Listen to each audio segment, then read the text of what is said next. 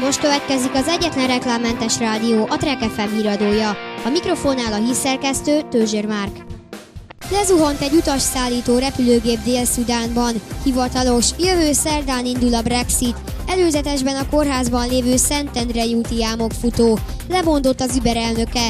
Tartós élelmiszer gyűjt a katolikus karitász. Kerekegyházán nyugodt, tavaszi idő várható. Tavaszias öltözetviselte ajánlott. Köszöntöm Önöket! Tőzsér Márk a Trek FM híreivel. Lezuhant egy utasszállító repülőgép Dél-Szudánban. Az utasszállító repülőgép 44 utasával zuhant le, a Szudán déli részén halálos áldozat nincs, írta a Sputnik News. Jövő szerdán indul a Brexit. Jövő szerdán indítja el hivatalosan a brit EU tagság megszűnésének feltételeiről szóló tárgyalássorozatot Theresa May brit miniszterelnök a Lisszaboni szerződés 50. cikkelyének aktiválásával, közölték Londonban.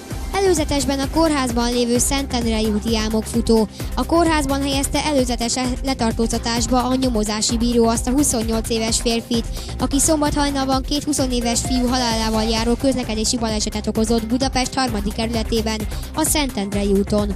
A bíróság szerint a várható büntetés mértékére tekintettel tartani kell a szökésétől, továbbá fennáll a tanúk befolyásolásának a veszélye is.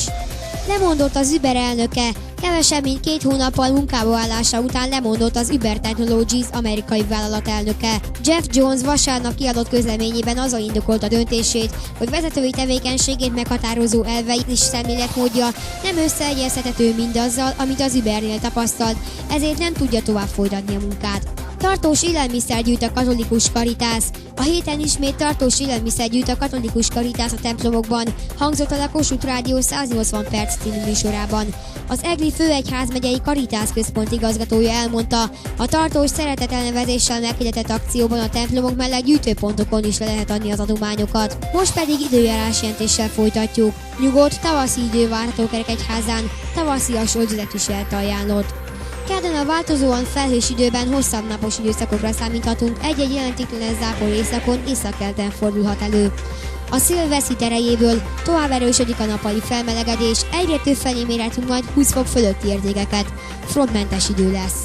A Trek FM híreit Tőzsér Márktól hallották, köszönöm a figyelmet, tartsanak velünk továbbra is, akár a YouTube-on keresztül, viszonthallásra. A hírek után maradjon velünk és hallgassa a legjobb slágereket, a legviccesebb kabarékat, és mindezt reklámmentesen a Trek FM műsorán.